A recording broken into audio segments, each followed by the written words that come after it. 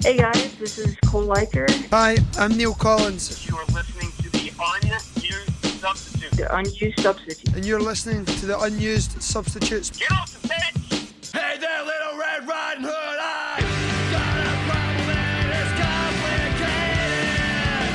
Going through changes and I just can't ignore the signs. Hear them now and it's so loud it hurts. Hear me bell, hear me howl with the full moon. On the throw, ball's gonna bounce down and spring in the box. Bicycle kick! Goal! Rowdies! What a play! What a shot! And it's 1-0 Rowdies! Hear me growl, you see me run, you see me jump. Try to fight, but I emerge with the prize in hand. You better watch out, it's gonna take more than what you got. All eyes are on me and the silence is deafening. You're so helpless against this full moon. Don't ever say I didn't warn you, because I came to play, came to play, I came to play, came to play, I came to play, came to play, I came to play. Dorsey lifts off. Oh, around the Bengals! He takes the Bengal off!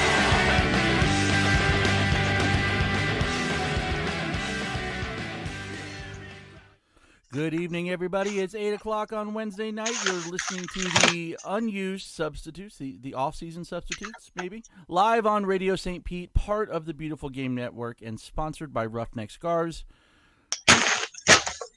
Steven's like, you're killing things over there. Did you just squish a hamster? I have actually no idea what you're That's weird. talking about. I'm literally not doing anything. It sounds like there's somebody slightly off-screen throwing, you know, those like aluminum the popcorn things you put, like the stovetop ones, like you cook them on top of the stove. It sounds like someone's throwing those things against your wall or something. Huh. It's bizarre. I don't know what's going on. My name is still Matt, and on the other end over here, we just heard from him, is a guy who would have Caleb Richards on his Young Player of the Year list twice.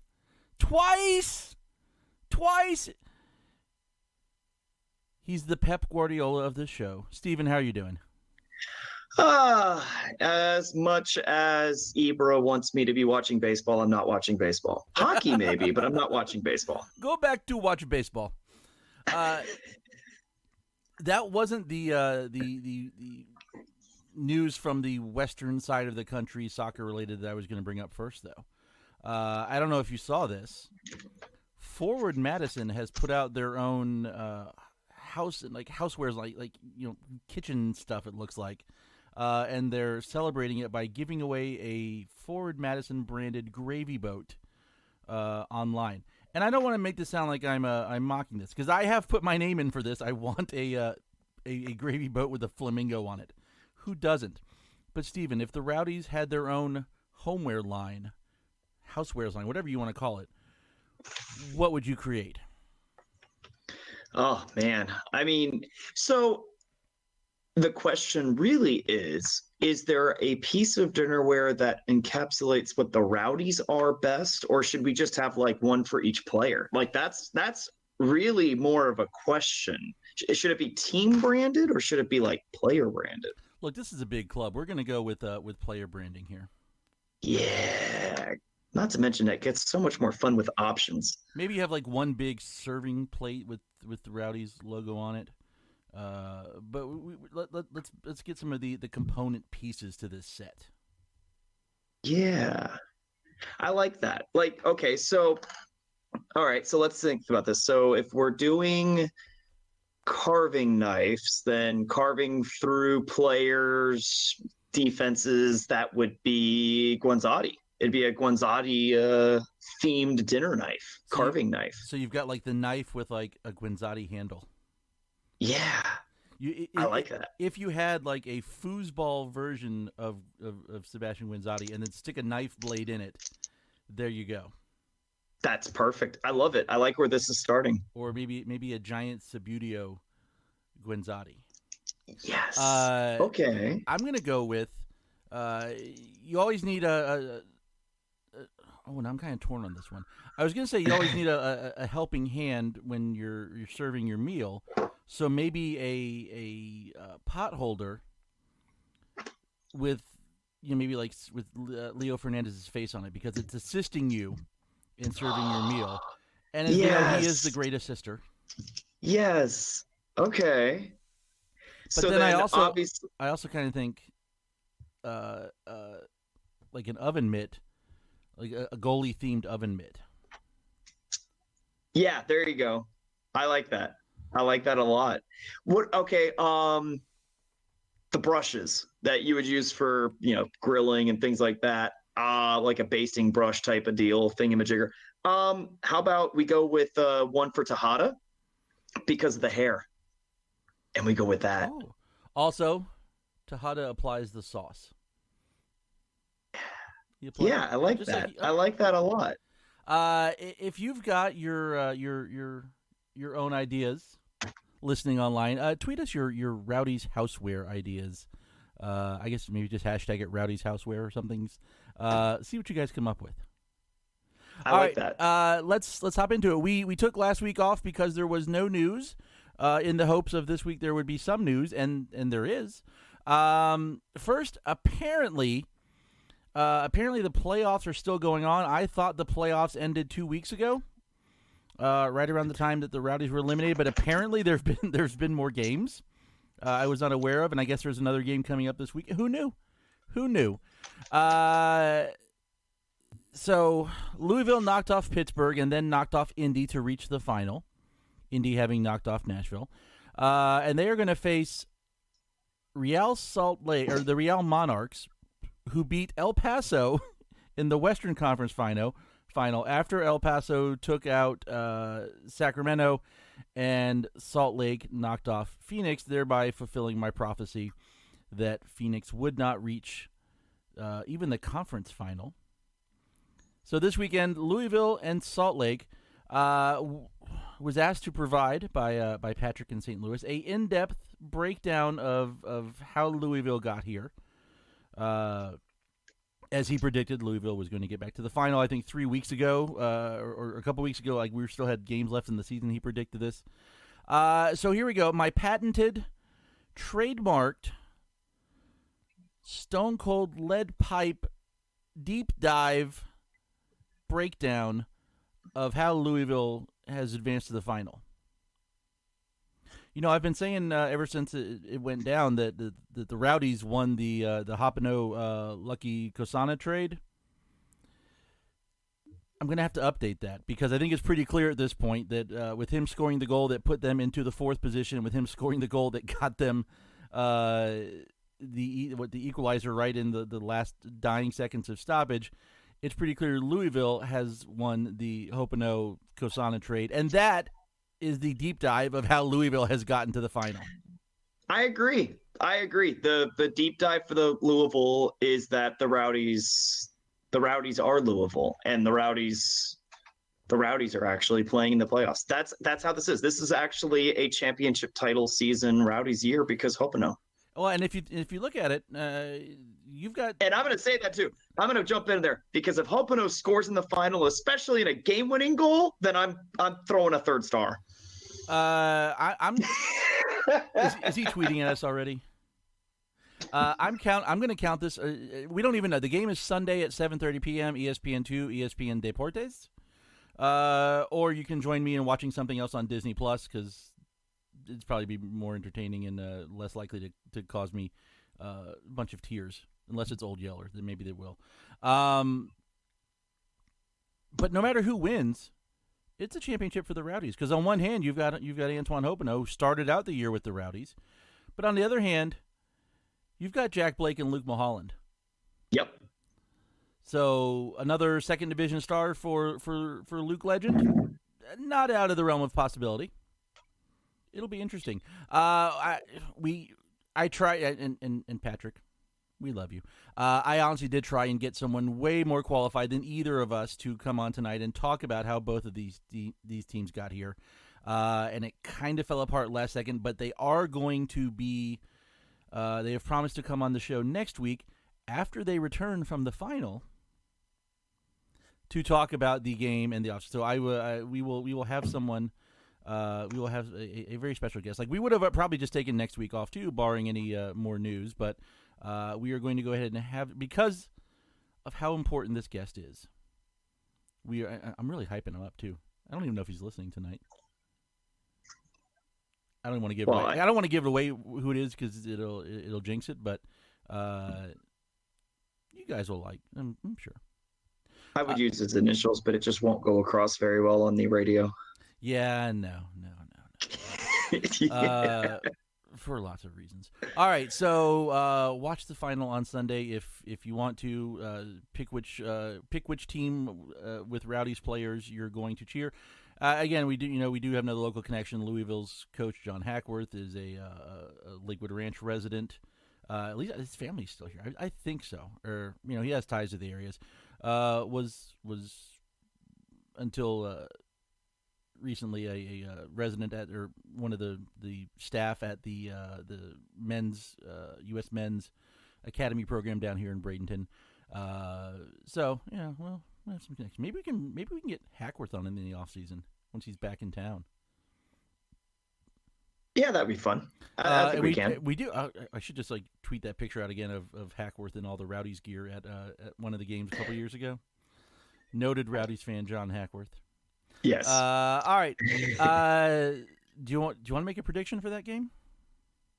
I am really bitter about that because my final, I had predicted Indy versus El Paso for my final matchup. So watching those two games, which by the way, it really sucked that they were both being played at the same time. That really sucked. But it was kind of annoying having to flip back and forth. Unless you have an Apple TV or something like that where you can simulcast both, that was kind of annoying. But I was really bummed by the fact that I had that final absolutely 100% spot on up until the last freaking moments. I was so pissed. Oh, I could not believe that. That thing was mine.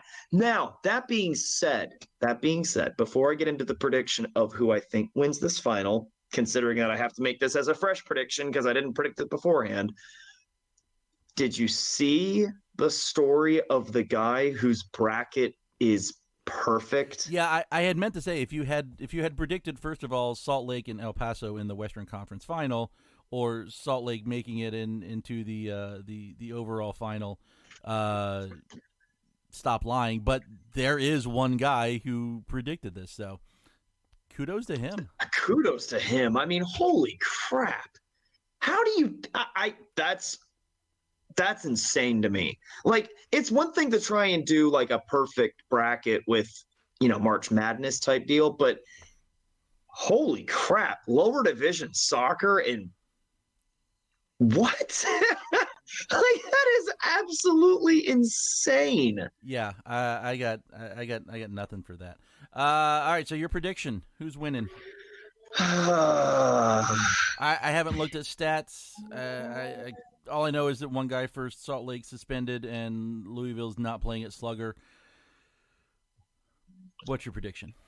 Okay. With what limited access that I know of Real Monarchs, which is to say I know very little of them, though I did look a little bit, and I certainly watched a couple of their playoff games recently. I've got Louisville all the way as far as winning this match. The fact is that Real Monarchs are they're a good team. Don't get me wrong. They're a good team. There's a reason why they're here, but it's also the Western Conference, and the Western Conference is pretty much regarded as not very good for a reason. Louisville is by far and away a better team at almost every position. And it's hard for me to look at the style of play, but also the speed of play. And Louisville has that in spades over Real Monarchs. I don't see a scenario where the Monarchs come out on top. So I'm going to say 2-0 Louisville over Real Monarchs. So you're going for a final in regulation. Yes. Okay. Yeah, obviously Monarchs are a good team. You don't get this far even coming out of the West, like they still had to go through some pretty good teams to get there. Orange County was a good club. Phoenix, I kept saying it. I wasn't really 100% sure it was going to happen. I just liked to kind of say Phoenix wasn't going to make it. And then even El Paso gave him a heck of a run and is a really good team. I went looking down that roster for El Paso. I was like, I remember that name, and it's a really solid team. And Jacksonville's old coach, we know is a good coach as well. But Louisville, just to me, it seems like they turned it on. They got healthy when they needed to. They rounded into form. They finished the season hot. They're the hot team right now. I think I'm going to say 2-1, maybe an extra time. I don't think it goes to penalties, but it should be an interesting matchup. We'll see what happens. The one thing honestly that jumps out at me is I remember Monarchs fired their head coach kind of earlier in the season, maybe midway through the season, and a lot of the fans were wanting to bring the coach that got fired last year back, and they were shouting about it on Twitter and had hashtags and everything for a couple weeks, and then turned out Jameson Olave's a pretty good interim coach and has gotten to the final, and you don't really hear anyone yelling about bringing the old guy back anymore. I don't know if they're going to take the interim tag off Olave and make it a permanent thing. We'll see. But interesting turn of events for him. Yeah, Louisville 2-1. I'll go with that. And then I'm ready for like everyone to start the offseason because I just feel like there's more news waiting to come out, and it's just going to wait till after this game is over or something. So like, let's just get this out of the way and start talking about stuff. Yeah, I mean, from a Rowdies perspective, yeah, get the game finished because we got to figure out the conference alignment for next year because there's been some changes, and we're all kind of looking around going right now saying this is going to be weird. Yeah, well, and we'll talk some more about that in a few minutes. But we waited hoping for some Rowdies news, and they did not disappoint. We got some. We have 9/11ths of a team at this point. So the following players have been either re-signed or options picked up, however they're going to term it. I'm sure it's different for each one. The team right now is Sebastian Guenzati, Leo Fernandez, Juan Tejada, Lucky Kosana, Malik Johnson, Jan Ekra, Dom Oduro, Zach Steinberger, and Macklin Robinson. They listed the following players' contracts were expired: Chris Konopka, John McCarthy, Pop Diakite, David Najim, and Poku. And options declined on Sean Berry, Ryan Felix, Mohamed Kone, Tarek Murad, Afrim Taku, Jamie Siage, and Leon Taylor. Loans ended for Caleb Richards and Jordan Doherty and have returned back home to England. So the way I'm reading this is if options are declined, I don't think they're coming back. There's always a possibility, hey, they could sign a new deal or sign a different deal or maybe something. But my read is if you're putting it out there, you've declined these options, then they're not coming back. I tend to agree. It's not like the NFL where you're going to decline an option to try and restructure a better deal for somebody. There's not that much money involved. These guys are signing like 1 and 2 year contracts to begin with, and I don't think any of those guys were making huge sums of money. Now, contracts expired. I take it as there's a slightly higher possibility that some of these guys could be back. Konopka, McCarthy, Jakite, Najim, and Poku. And again, as piggybacking off the story that came out earlier this year, that could also hypothetically be, and same thing true with options declined. There's one fuzzy area that we're not sure of, and that is what players asked to not be signed back on. True. So there is the possibility, again, and we're picking back off of stories from earlier this year of players that like to challenge themselves and move around and take this opportunity in their life to be flexible and free to do what they want and to move around. And they like doing that. So, or just players that maybe want to try and test the free agent market on purpose. Because remember, all of this is to not necessarily say we didn't want them next year. Because again, even with options decline, there's not that much money involved, but technically it could have just been, we're going to decline the option that's on your current contract, but we're willing to offer you a different one. Right. So it's not to say that that's still not a possibility here. So that's the only thing that we're not sure about when it comes to those two listings of who voluntarily said, I'd rather test the market in free agency rather than sign back on here. Yeah. Which, again, at this level, I don't know if anybody can blame anybody. It's, if you want to challenge yourself, or if you think you can make a little bit more money somewhere else, I mean, more power to you. Good luck. I mean, I'm not going to hold any ill will for you. If I'm kind of I'm going to kind of go through these contract expired ones, and like Konopka, I think was pretty much retired before the season started, and then there was they offered him the opportunity to come in as the third keeper and maybe work with Macklin as a kind of a semi sort of goalkeeper coach, because I think Konopka had relocated to the area, and then they said, well, since you're here, here's an opportunity. Yeah. So chances of him coming back, I'm going to say probably slim. McCarthy, we know last year coming in he had been looking for an MLS spot, and through various reasons one hadn't materialized, so took the position here. It would not shock me to see guys like him, maybe Jikite, and maybe even Poku trying to either catch on with the Nashville, with the MLS rosters expanding, with new clubs coming in, or even trying to maybe sign on with some of these clubs that are like Sacramento's going to MLS after next season. They might be trying to get it maybe a spot in with those teams now and prove their way in when those teams go up. So it might be a situation where they're going to explore those opportunities, and if nothing is available, then they might come back and take a deal here. Assuming we still have a spot for them. Right. So you might see spots being held. So we'll see. It'd be nice to have all these guys back, but at the same time, it's a two-way street. They've got to want to come back here as well. And there's a couple names on that list where I could see maybe they'd want to test the waters and see what else might be out there. The one guy wasn't mentioned anywhere in the article, and haven't heard anything else about him, is Andrew Tonari. Yes, from what we understand, his contract apparently extended a little further as far as, I guess, the timing of it. So there was more time. There's still more time to negotiate with him.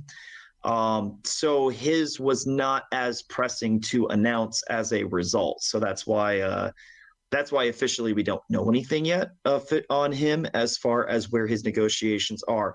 It's worth noting that we've already re-signed Steinberger to next year. Mm-hmm. So Steinberger and Tonari being the two attacking mids we've had this year, it's interesting as far as from a GM perspective, how you would approach the Tonari situation if you've already got Steinberger.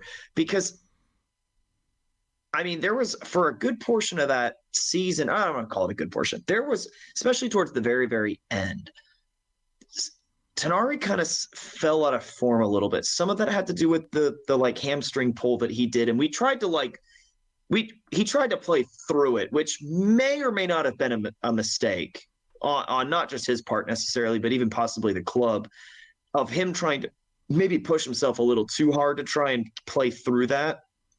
But he was not necessarily the same player when he came back. He only had, I think the way I go back and look at it, I think he only had 3 good games after the match, because there was only 8 games left on the season or something like that. And he pretty well disappeared in a few of them. So I don't know. That's a weird, that'll be interesting to see what happens. I don't know if it's necessarily what's the word I'm looking for? Necessarily a done deal yet I don't even know if we necessarily need him per se, in that perspective, but still something to think about as we await the news. Any other rosters? The one thing that jumps out at me about this is we kind of made a big deal last season about how they went really young, bringing in some young, like not totally inexperienced, but other than Tejada had never played pro before, but you had young guys like Tejada and Malik Johnson and Macklin Robinson still is a young guy, Ryan Felix, Jamie Siajan. You had the two young guys in on loan. But when you look at what's been retained so far, Tejada might still. Tejada, Johnson, and Robinson to an extent. He's had a couple seasons playing at different levels and bounced around a little bit. But we kind of went with a vet heavy core to begin with Guinzati, Fernandez, Kusana, Jan Ekra, who's played several years in the league. Oduro, I'm going to kind of count him as a veteran now. He's 3 seasons in. Steinberger is a guy who's played at this level for a while. So we might trend more towards young guys coming in as far as new signings, and maybe they'll be kind of young heavy with those signings as opposed to vet heavy now. Maybe try to balance out the roster. I'm sure there'll be some other veterans that come in or return possibly. We'll see what happens. But any other thoughts on roster related stuff? Oh, please. We could talk about this all night. I mean, let's be real. Let's be real about this. So Jan Ekra being re-signed is not that surprising. Pretty much, I mean, he was injured for such a large stretch of the season, and he's been such a good vet, and he is a really good body type for something that we don't have much of. As far as height, he's a bigger guy, and that's not necessarily something that we have much of on this team, especially considering that we don't have Diakite signed on for next year, for example. So that's not surprising to give him another shot at another year. We don't have any defenders signed at the roster right now. It's all forwards and midfielders. Yeah, I was gonna get to that, but I'll say this: the one that surprises me the most right now is Lucky. I am flabbergasted that they have re-signed him to another year, or at least there was maybe a contract in place where he was supposed to be with us for this upcoming year as well, right, when they did the trade. Because maybe it was a 2-year deal and we just got him halfway through his first year and we just kept the same contract with him, which again is a possibility. It's just we don't play in the NFL, so that stuff doesn't come out. I'm still surprised. That's the one that shocks me the most. Everybody else makes perfect sense. You've got 2 strikers outside of Kasana would make 3. You've got at least 2 decent attacking midfield options. You've got at least 1 defensive mid. You've got your outside midfielders, and you've got a goalkeeper. I mean, you basically kept your entire attacking core for this from this past year, an attacking core that was pretty dang good at times. Though at the same time, not exactly a group that scores goals from distance, not exactly a group that scored a lot of highlight goals. So in some ways, it's kind of surprising that we did keep all of them and then didn't officially sign on any defenders yet. Yeah, I was just taking a look at the Louisville news release when they signed Lucky back on December 14th of last year. Per club policy, terms of the contract will not be released. But I find it hard to believe that they would have signed him for a multi-year contract. Again, I don't know. It's interesting. It's so frustrating following this league because you don't know. You just don't know. You don't know. Yeah, well, we'll see. We keep saying next year that maybe the involvement of the USLPA now will change some of these things, and we'll have public figures in terms of salary, in terms of contract terms. It would be helpful to know what they make. The big thing about the Players Association that I want is I want it to be known what the actual salary floor is, because there's going to be one. That's going to be, I think, the biggest thing when it comes to the USLPA is that hopefully they establish a salary floor, if nothing else. So at least people will know that they're getting paid. I mean, that way there's no disputing somebody's making peanuts on the side or something like that, because that's I don't need to know how much every single player makes. I don't want to. There's no reason to. We're not at that level that it really makes that much of a difference. It doesn't. It I doesn't affect. want it to be known that they're getting paid in general. It's easier for me to walk up to somebody on the street and go, hey, we've got all professional players. And they go, and when they say, prove it, you can. And they go, wait, are you in the same league with Hartford, who I don't know about making peanuts, but I'm pretty sure that if they're not playing, they're in the stands selling peanuts. Yes. Yeah, pretty much. Pretty much. All right. Yeah, we'll see. I hope the union has some influence on some of that stuff. There's also some news about first team, second team rankings, rosters, whatever. You want to handle that part? Yes, because the unused substitutes crew, on a private discussion, and I'm going to use this platform to say it a little bit here.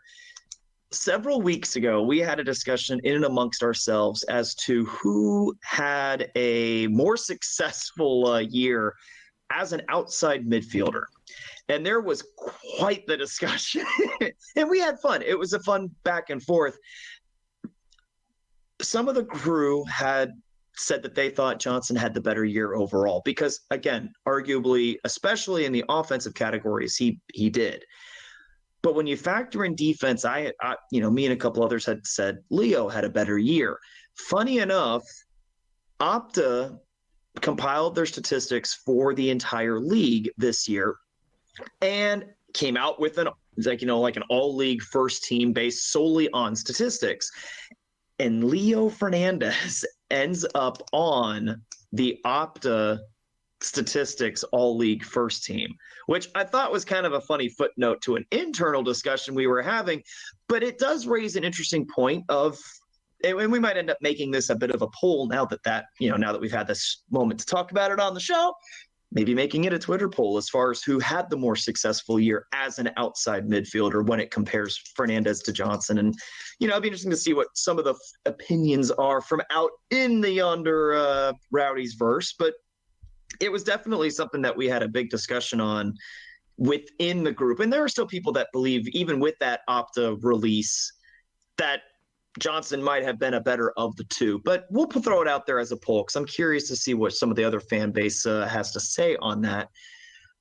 But when it comes to the media voting, when a personal opinion starts to come into factor, when the league has their opinionated say, the Rowdies did not have any first team all league players subjectively, which is disappointing. Not surprising, but disappointing to a certain degree. We did, however, place two awesome players on the all league second team. So massive, massive congratulations to Papa Diakite. He's well worthy of that. Absolutely. For as much work as he put in and having one of the best defensive outfits in the league. So kudos to him. And then El Capitan, Sebastian Guenzati. I mean, he is the captain. I mean, he is the is it okay for me to say that Guenzati's currently the face of the franchise? Is that okay? Is that like a blasphemous or getting ahead of myself comment? I don't think so. And here's how you know it's a legit thing.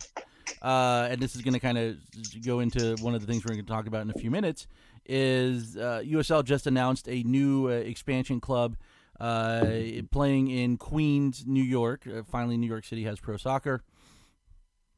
I had to take the shot there. Hashtag again. Yeah, and Sebastian, who I believe was grew up in that part of New York, said the people of Queens deserve this. And my first thought is, I hope we don't lose him to Queensboro FC in like 2 years.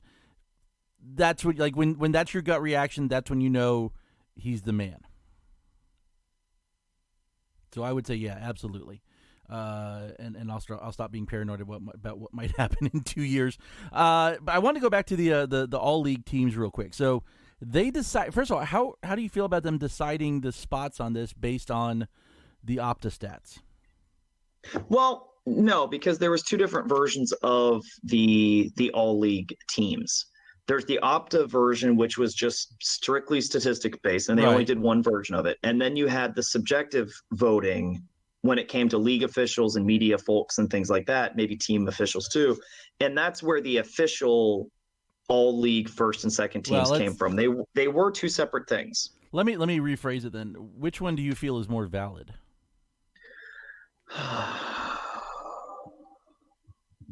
I mean, I'm analytical. My mind thinks that way. I'm going with the Opta Stats. I think personally that's probably a better summary.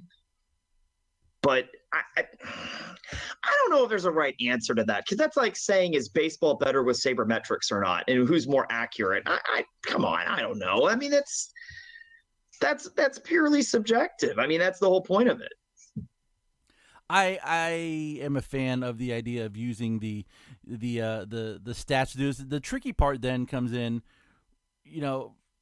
are they just going, oh here's 1 through 11, here's the top players based on their overall, like, what is it, I guess match ranking or something. Like, you're going to be probably extremely forward and midfield heavy in that situation, and you're not really, like, wherever they go, I'm sure that the goalkeeper on that team was not the 11th best player overall in there. So they've got to kind of tweak it. Like, do you pick a formation and say, let's plug in, let's find 2 forwards, or do you just go like the 4-4-2 and say let's? So it's kind of weird to do. I do like using the stats though, because that is a quantifiable way of listing and ranking these guys, and I kind of like that too. You can call. I would say, it's one thing. The rankings are subjective. The official list, the media one. At the same time, like, I know that these guys watch all these games. Several of them live. A lot of them they go back, like, especially like the USL reporters. And I know that like Jake has a vote on the media list as well.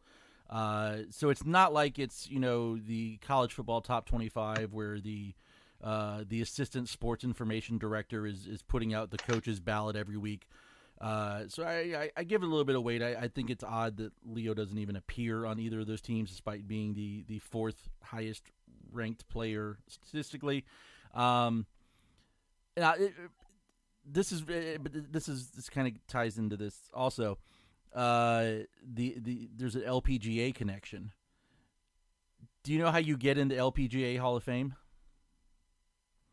Like, couldn't tell you. Every other Hall of Fame, it's like, you're voted on by the media, by, whatever it is, the staff, the coaches. But in LPGA, it's like you had to have won X amount of tournaments. You had to win so many majors. Like, there's clearly defined benchmarks to hit. And for a sport like that, where it's very individual, that's not a terrible idea. I like that they're able to do that. And even though this is a team sport, there are so many measurements they can get based off some of the technology and the equipment that's used on these players to come up with some of these individual statistics, that I think that's a neat way to, because I think this is the first time they've done that, is done like the by the Opta rankings. I think it's a neat way to put it out there and show who's performed based on the stats. Like, there's always the eye test, but there's also the here's all the numbers tests. Maybe it's just because I'm a teacher and the data is what we have to look at on certain things all the time. Usually a lot of stuff not even related to education, but I kind of dig that they had done that. And I kind of put more weight behind that list than the media list, even though I know they're not just making up votes out of nowhere. Well, I mean, but to be fair, I think especially if we're going to compare this to Hall of Fame voting, I mean, every sport does it better than soccer. I mean, to be fair, I every sport does it better than soccer. Granted, in most countries they don't even have Hall of Fames like that. But Yeah, like, I mean, this would like be more the soccer comparable to Hall like of- an like all-star the- team. Like, the soccer Hall of Fame is a joke. Like, the whole thing's a joke. So, I think there could be a level of balance, maybe when it comes to the actual all-league team voting, rather than just making it club management and media representatives for each market being the votes. I don't know. I don't really know the answer to that. Because like I'd be curious to know if you did like a league vote, who would if you did a league like a player vote is what I meant to say.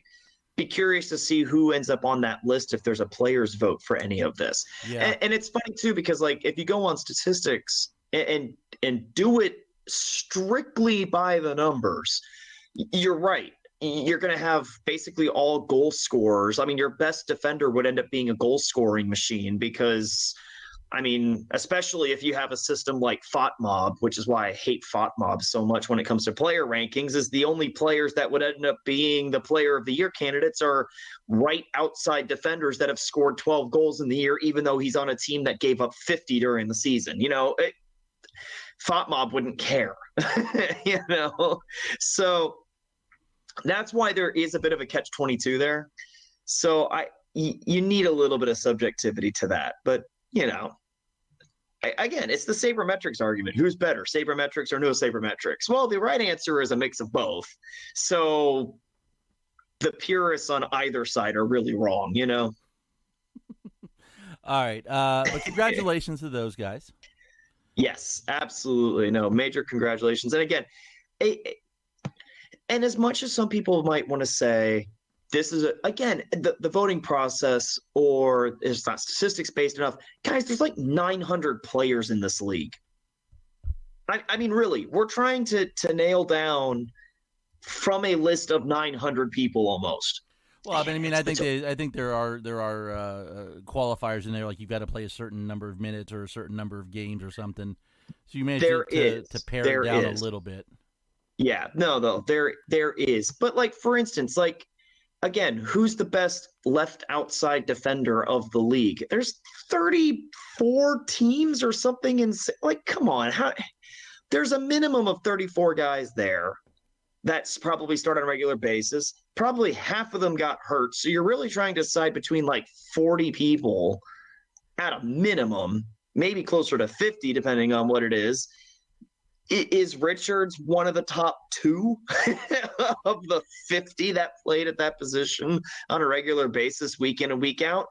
That's a tough call for anybody to make. I mean, again, you look at that list, and even if you don't end up as the all-league first or second team, the fact is somebody like Richards could probably be on the third.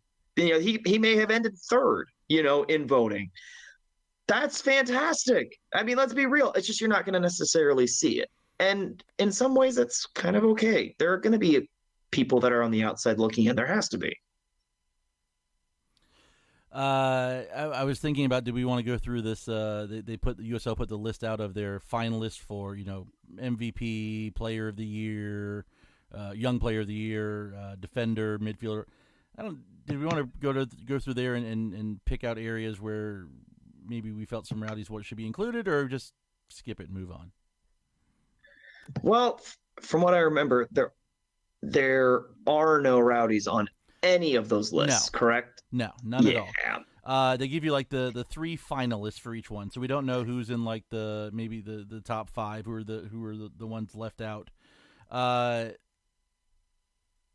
If I had to go through and so you've got goalkeeper of the year, Matt Pickens with the Gold Glove, Kyle Morton from Pittsburgh, and Zach Lubin from Phoenix Rising. I don't know that I can make an argument that McCarthy belongs. Either of those should be excluded for McCarthy, so I'm not going to argue too much with those. Defender of the year, Greenspan for Pittsburgh Riverhounds, Hackshaw for Indy 11, and Jimenez for Louisville City. Eastern Conference represent. Yeah. Wouldn't surprise me if Diakite's in the top five there, but I don't know if he pushes either of those three out. You've got, one team in the championship game, one team that was in the semifinal, and the team that finished first overall in the East, so I can't make too much of an argument. Coach of the year. Oh, see, now that is the interesting one to me. Bob Lilly with Pittsburgh Riverhounds. Who's just absolutely one of the best coaches in lower division soccer and has been for a long time. First place Eastern Conference. Ian Russell, Reno 1868 FC. Third in Western Conference, or second in the Western Conference, third overall in the league, scored 72 goals. Looking at those numbers, I can't really argue too much with him being included in there. Rick Shantz, Phoenix Rising, he's going to be in there in that situation, in that list no matter what, because of what Phoenix did this year, and deservedly so.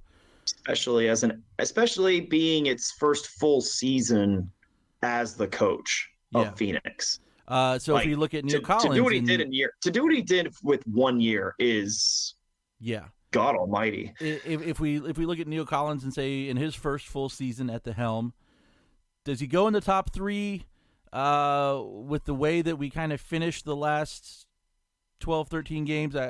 Probably not. Is he in the top five based on the overall the rebound from last year, the what he did with the young roster, the bringing guys in, getting their first pro matches, bringing loanees from overseas, one of whom managed to play all but 2 minutes this year. I think there's a case for him to be in the top five. See, I don't know about that, because I mean, you could make an equal. If it wasn't for the collapse, because at this point, I don't know how you don't call it a collapse. As much as I really hate saying it was, it kind of was. If it wasn't for the collapse, I think he's in. I mean, again, if you end the season in week 20? He's, I think, by far and away the coach of the year at week 20. When we had only lost like one game to that point. And Phoenix is still like in the middle of their streak somewhere. Yeah. I think he is absolutely a top three candidate at that point, maybe a top one. I think when you really look at Coach of the Year awards, and maybe the surprising one on the outside looking in, I think number 4 on that list would be the head coach for Birmingham. To turn around what he had to deal with, and then to make that ridiculous run to get in. That's a hard one. That to me, he had a legit chance of maybe making that last run to get in as a finalist. So we say maybe he's fourth. If he's fourth, then I gotta say Hackworth has to be fifth. Dealing with the injuries and the issues that they had this year, and getting them back into form at the right time. And another case of a team that had an amazing end of the year. So should we just pray for a slow start next year then? we can win playoff games and player of the year. Young player of the year. I'm going to be honest. I don't know any of these guys. Other than the one for Salt Lake, for Real Monarchs is the guy I think who's suspended for the championship game. Having watched him play, and we got to saw plenty of him because he played all but 2 minutes. Caleb Richards has to, is it because he was a loanee and he's already gone? Is it? That's a great question, because that is absolutely a point that I would have to ask. And maybe we should ask. Maybe we can ask our guest next week what the rules are for that voting, because that I thought was something that was really shocking. I'd be curious to know what the actual criterion were or was, or I'd be curious. Yeah. I'd be curious to know, because I think for me, absolutely. For instance, if you're comparing Caleb Richards to, say, Christian Pirano, who was one of the top 3 finalists, I think Richards is better than he was over the course of the year. So I wonder, is there something in there about being a loanee, and also is there a bias towards, not being a goal scoring position? Yeah. I think that's fair. Might factor into it as well. And then MVP, I'm not going to try and argue with any of those. I don't know who we would put up there. Would be Guinzotti, maybe, as a possibility. I don't think he's in the top 3. I don't think there's anybody on the Rowdies that would be anywhere close to that discussion for MVP of the USL. You could maybe say top 10. No, I wouldn't even. I honestly wouldn't even. See, I actually like this team, so I would. I would say I'd say Guenzotti's in the top 10 on this discussion. I think for me, the problem with MVP candidacy when it comes to the Rowdies is I cannot look at the Rowdies and say that one guy picked us up by himself practically to carry us on to a great season.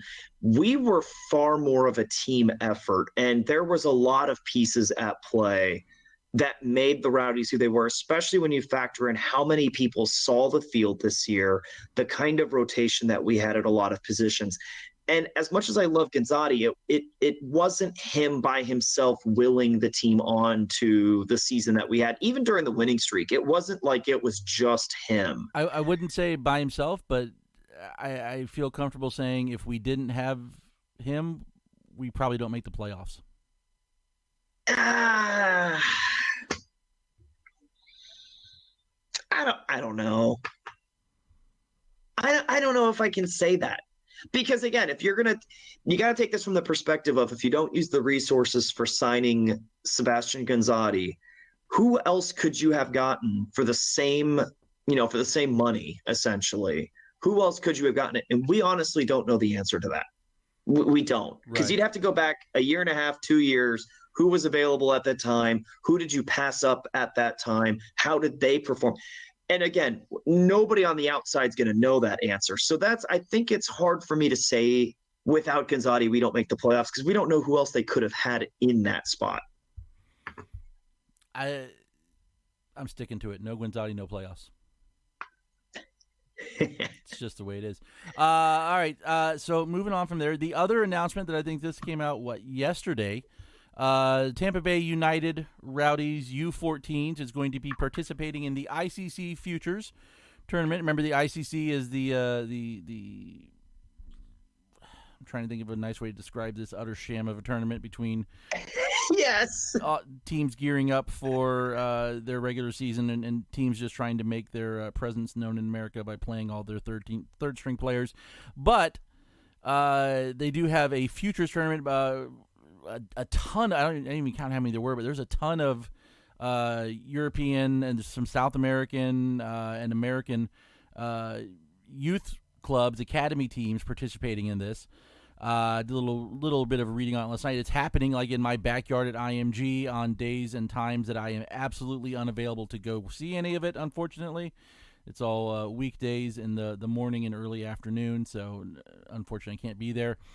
They will play 3 50-minute matches that will go immediately to PKs in the event of a tie. They're going to play 2 games on December 11th, 9 a.m. versus Arsenal. Yes, that Arsenal. So a pretty good chance we can win that one. 2 p.m. versus Roma. Roma's youth club. And then the next day at noon versus Allstate Sueño Alianza. I'm guessing didn't bother looking at that, but I'm going to assume they're a South American club. Dude, you've never heard of Alianza? Not of Allstate Sueño Alianza, no. I mean, there's that's just the sponsor. It's Alianza. Alianza I've heard of, but I mean, there's like South American versions of Liverpool and Everton also. So just because I see a name I might recognize, I don't put any stake into it until I look it up. Based on the results of those games, they'll be grouped. After the group stage, it breaks into, it's called I think it's the championship bracket and the trophy bracket. So winner and loser bracket, basically. And then more games will be announced after that. So we'll keep an eye out for how they do. Good luck to those guys. It's about a month away. Maybe we can get someone from someone from TBU on to talk about that. That could be one of our off-season things. All right. Enough with the thinking out loud. Moving on to league news. Really, the only big news that we're looking at right now outside of the championship game, which is kind of a big deal, the inevitable reshuffling of clubs in the offseason towards next season. So at this time, we know 3 clubs are gone. Nashville's moving on to MLS. Ottawa has folded for a variety of reasons, depending on which side you talk to. And Fresno Fresno has shut down, and I had put it in the notes like question mark because I wasn't sure, because I mostly just look for information on other clubs on Twitter. They had actually put out a press release that they didn't even bother tweeting. It just came out to like the local news media like 2 weeks ago that they're done. There is speculation that Ottawa and Fresno could relocate. Fresno, so there's supposed to be a San Francisco-based team coming in. Their website says the goal is to have a team and a stadium in place by 2021. That may have been written like 2 years ago. I have no idea what progress they've made, if any, what the status of them are. But maybe it's not out of the realm of possibility that the Fresno franchise rights relocate down to San Francisco and becomes that club. I don't know. Ottawa, there's been speculation that they could move into the U.S. where they would not have problems getting sanctioned by Canadian Soccer Federation to play in USL. We'll wait and see. There's some people up there saying that the group just wanted to get out of the soccer business altogether. Like, it sucks that they're gone. It sucks for there's one less people to play on. It sucks that people are going to lose jobs over it. I'm going to be selfish for a moment and say I'm just glad that the Rowdies don't have to go to. I mean, although I know the players and the staff liked making that trip. Ottawa was a fun town to go to, but I'm just glad we don't have to go that far. One less turf field. Yes. Just saying. So it still sucks. At the current state, that leaves Western Conference with 17 teams, pending any of maybe the two teams dropping down to League One, maybe, and the Eastern Conference with 16 teams. So it's not like you can. Well, hold on. Fresno drops out. Yeah. Hypothetically, assuming they don't relocate. But San Diego comes in, right? Not till next season. So then, so you're back at 18 there. You could shift one over and have two 17-team leagues. Unless Ottawa just relocates. Yeah, but it won't. They said they're not playing next season. Like it won't happen next season. So what we're looking at now is an 18-team Eastern Conference, 18-team. 18-team West, 16-team East. Which probably means that someone gets shifted. Now, for once, it's not St. Louis. It's not St. Louis. Like, they might be in the same conference for 2 years running, which is bizarre. So let's see who could our possibilities be? I'm going to assume it's likely to be a Texas or a Midwest kind of that area team. So to me, at this point, you'd have to narrow it down to either one of the Texas teams or one of the two Oklahoma teams. And that gets interesting because if you're the Rowdies and if you have NASL Golden Days aspirations, Tulsa Roughnecks going to the East would be kind of cool. They've got new ownership, so hopefully it's going to be a little bit of a revitalized club. And I'm pulling up the map on the USL website of all the team locations. So Swope Park was the team that switched this year.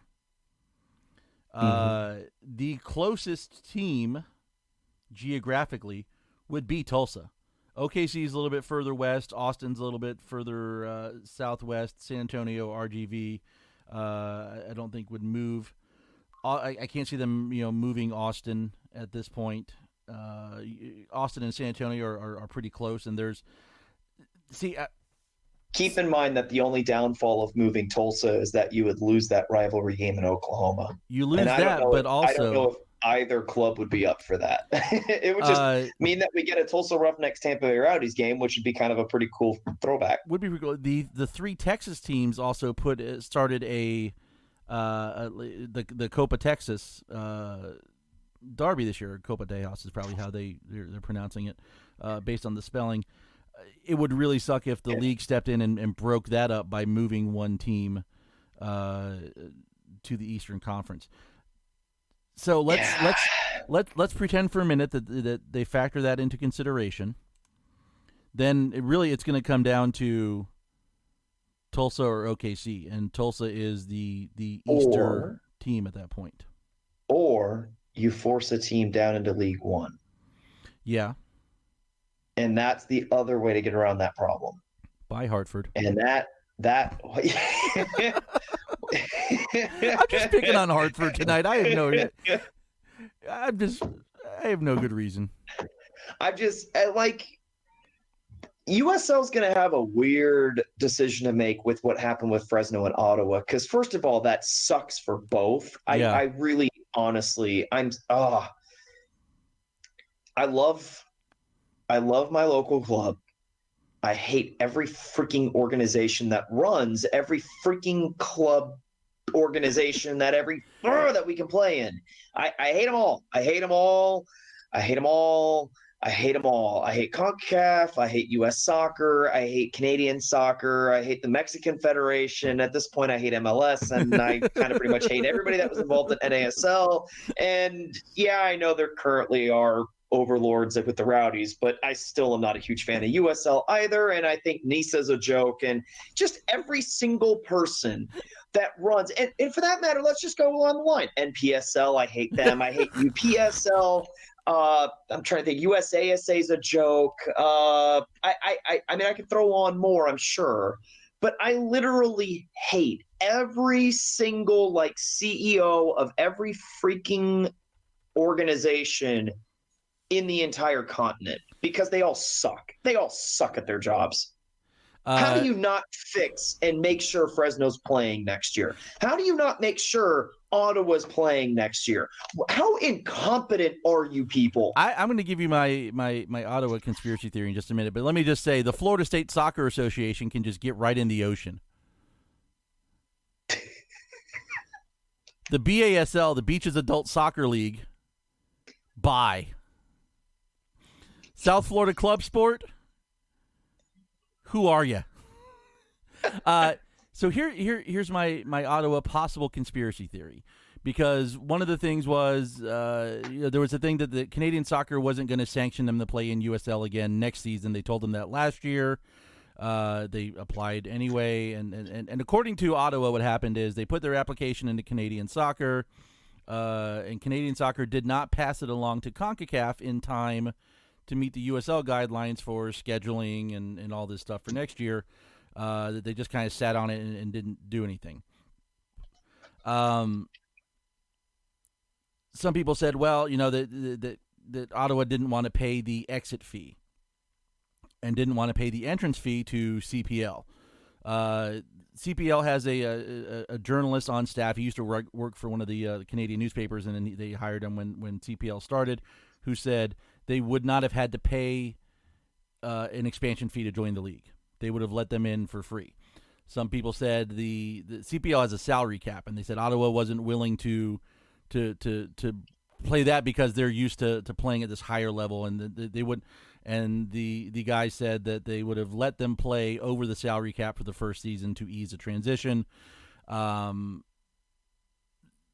here's what I think possibly part of it could be the exit fee, although you could make a case that if they're not being sanctioned to play by their federation, it's kind of unfair to, they're not making the decision to not play in USL. It's the federation not letting them. They shouldn't be on the hook for the exit fee. Remember the Kitsap Pumas? Oh, of course. Okay. So this is one of those teams that I only know of because of Open Cup, because they would pop up as someone's Open Cup opponent. They're based out of, I think it was in Washington State. They played in PDL for 8 years. And then, Kitsap Pumas is around the Seattle area. And then they were going to jump ship from PDL and go to NPSL. They had been a very low level, but operating as a professional club, paying their players, and were going to go to NPSL. But they had to rename the team because there was a clause in their contract with USL PDL that if they switched leagues, they could not use their name for a year. So they were like Kitsap SC or whatever. So they played in NPSL for a season as Kitsap SC. The year goes by, they rebrand back to Kitsap Pumas a year later. That turns out to be their final season. They're now defunct. sad to say. I kind of wonder if part of this was there that kind of clause in Ottawa's contract? Are they not willing to play as, not as Ottawa Fury in a competitors league, if they're going to look at CPL as being a competitors league, which I would assume they would. And are they not making a big deal about that because they're planning to come back in a year, possibly in a different location or possibly whatever else, but keeping that branding? I don't know. But that's the one thing I haven't seen anyone mention as a reason, which, we could do a little Occam's razor and say that might be what it is. That's an interesting theory. That they're just going to sit out, but they don't want to make USL mad for the year, and they're going to hold on to their name, or they're going to wait for a year and then jump into CPL and go from there. The other reason that they're CPL related was that, look, it's a brand new league, and it's a great idea for Canada to have their own soccer league, to develop their soccer players. Is it a viable solution? I think Ottawa kind of was like, let's give them, let's see what happens. Maybe in a few years, it's a possibility. And CPL wants Ottawa because that's a big name club in Canada. Like that's a significant get for their league. And who knows? There may still be a solution that works out in the end. But I know the coach has been like 2 weeks ago with the coach, like right after the season ended, basically. Their playoff loss, the coach was released, and I'm sure the players all have been too. So are we pinning our hopes on Tulsa right now? Is that what we're leaning towards? Yeah. I mean, I guess. Seems the most likely because San Antonio's not the Scorpions anymore, so I really don't necessarily, quote unquote, care about them necessarily as much anymore. Yeah. Even though I've been there, I don't know. Like, that'd be cool, but that's it. That's the only two that I would care about. If they were to do a shuffling with that. Plus, here's another thing in Tulsa. There is nothing else that says American soccer like a game between the Roughnecks and the Rowdies. Yes, exactly. That's just perfect. That's quintessential American soccer, like names like that. Maybe the winner gets to go play Proof Louisville. Oh, God. It's an awful name, man. San Diego's got to be like, thanks for taking the light off of us. It's funny because that's exactly what I was thinking when that came out, was like, why are we suddenly in a race to make the worst soccer names ever? Why would you name a women's team Proof Louisville? What? That's not even a good name for a men's team. But yeah, I know. It's awful. Okay. So full disclosure, I would absolutely name my Sunday pickup league Proof Louisville because I think that would be witty and funny for like a Sunday beer league. True. But a professional women's league especially, what the hell are you thinking? And I'm, it's going to be same ownership. They're going to play same stadium. They're going to wear. Just call it Louisville City FC. I don't know. There's no need to differentiate.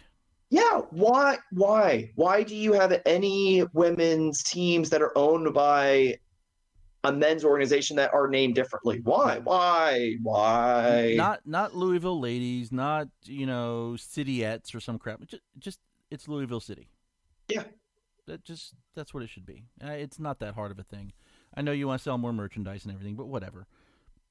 Deal with it. Now I'm interested to see what Sacramento comes up with. Indisputable evidence, Sacramento.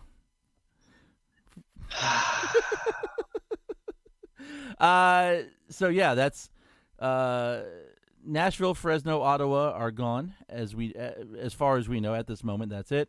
Queensboro FC in New York City comes in 2021, so year after next season. San Diego Loyal next season, and USL East Bay. Who knows? There's still been no other mention. There was stories for a while that there was going to be a Baltimore team, like Baltimore sports writers were writing about it. I'd love to see the Baltimore Bohemians come back. It's one of my non-Rowdy scarves I have over here in my my collection on the wall. But no real movement there.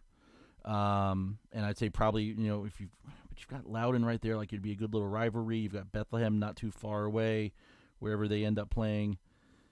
It'd be interesting to see what happens. Yeah, it would be nice if. Well, I wonder if you could do this. So remember when we first joined USL, there was always like the one Western Conference game. Mm-hmm. So if they move Tulsa and you've got two, 17 team divisions, Mm-hmm. but you add in one game where each team plays a team from the other conference. That way, Tulsa still gets to play Oklahoma City once. You don't get the home and away like you did before.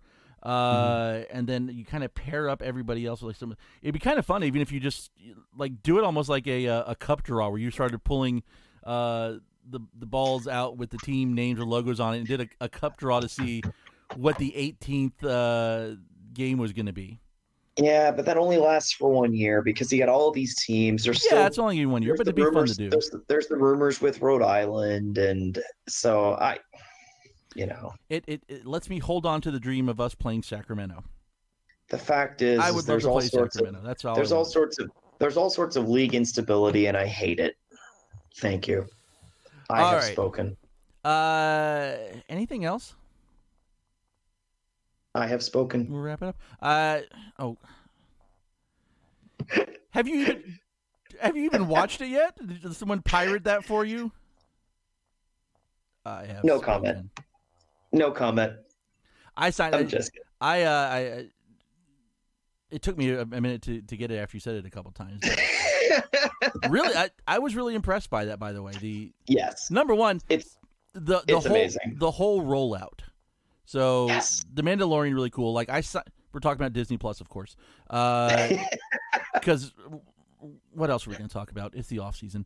It's 9/11. It's 9/11 at night. We're over an hour. Why not talk about something non-soccer related at this point? For a show that we said was going to be like 30 minutes in our discussion. Whatever. Exactly. But I signed up for it yesterday morning, like as soon because it wasn't live until like 6 a.m.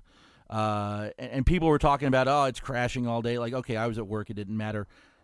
Time I got home. First of all, I've had the ESPN Plus subscription, and they said I wanted to do the Disney ESPN Hulu bundle because I'm already paying like $5 a month for ESPN Plus.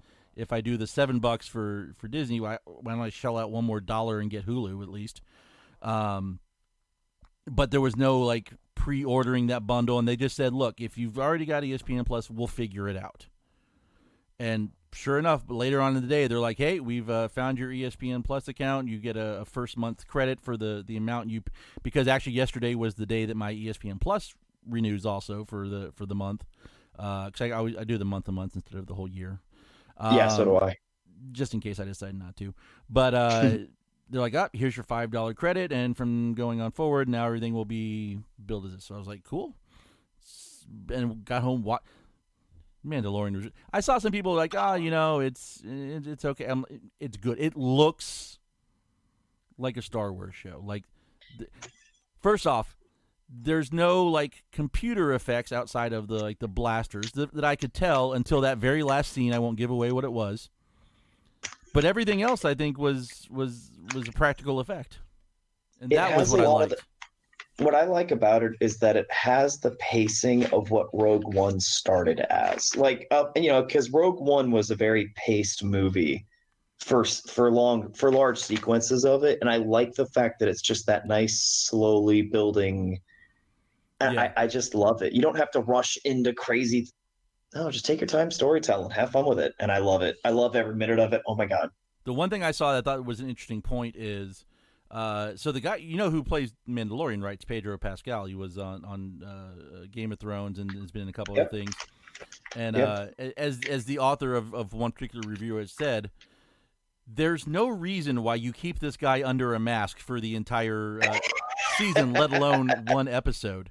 They're like, but look, it's directed by Jon Favreau, who figured out how to put how to deal with the charismatic, attractive actor hidden behind a mask with Iron Man, but you didn't get any shots inside the helmet this time. Like, I'm sure it's something that will come as it goes along. But yeah, I really enjoyed it. I'm looking forward to the new episode on Friday. Oh yeah. All right, so let's wrap this up. maybe we can get Disney Plus to sponsor us now. Maybe carry the show live on Disney Plus. We could do that, right? We can work it out. Yeah, sure. All right. There it is. Wrap it up. We love yous. I got 2. Okay. Number 1, Farouk Qureshi, because it's his birthday. He's going to party like it's his birthday. Go ahead. And from the season ticket office, Emmanuel, just got married last weekend, I saw. Congrats, my guy. Very, very happy for you. You got anybody? I do, actually. This is because I thought you just hate everybody. I didn't know if you had anybody left that you were going to fit in the We Love Yous. My We Love You, and she doesn't listen to this because she's not a soccer fan or anything like that. But my cousin, Stacy, she just got Teacher of the Year at her elementary school, 74th Street Elementary School. So she is up for I believe she's a top 10 finalist for Teacher of the Year for Pinellas County this year. So my We Love You is to my lovely cousin, who I do love very dearly. She is awesome. So a big congratulations to her. Now, was that based on a subjective vote, or were there Optus Stats to back up her performance across several metrics? They're measuring the jitteriness of her kids and how well she controls them. Is that the idea? Is that where you're going with this? I guess. How many sit in their desk for the entire period? There you go. There's some classes I would not win that award in. All right. Thank you to Wolfface, to Radio St. Pete, and to Shamrock. I did actually have an executive producer lined up for this week, and then I didn't hear back. So we'll try and get him maybe for next week on our very special guest show, who you're just trying to give away.